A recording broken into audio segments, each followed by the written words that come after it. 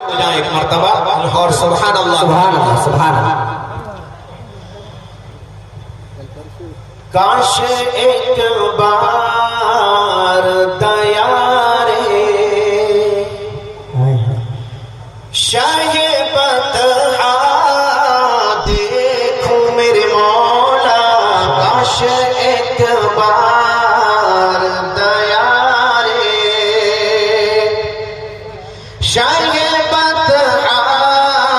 देखो मेरे मौला, काश एक बार रोज़ाए शाहे उमंगुम बद खज़रा देखो, रोज़ाए शाहे उमंगुम बद खज़रा देखो, काश एक बार दया रे शाहे बतहा देखो, काश एक बार। और जब हज बैतुल्लाह के लिए काफिला रवाना होता है, एक मुफलिस और गरीब जो वहाँ के अखराजात की ताकत नहीं रखता, उसके दिल में क्या जज्बात होते हैं, क्या तमन्ना होती है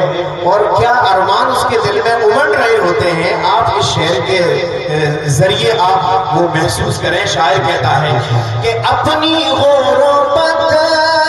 पे बहुत आता है रोना उस दम, अपनी गुर्बत पे बहुत आता है रोना उस दम,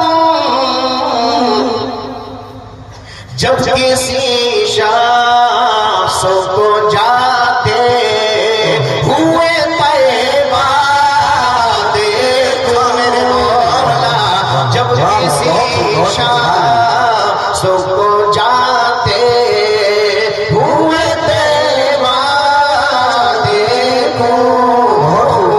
काश एक बार दया रे। और किस लिए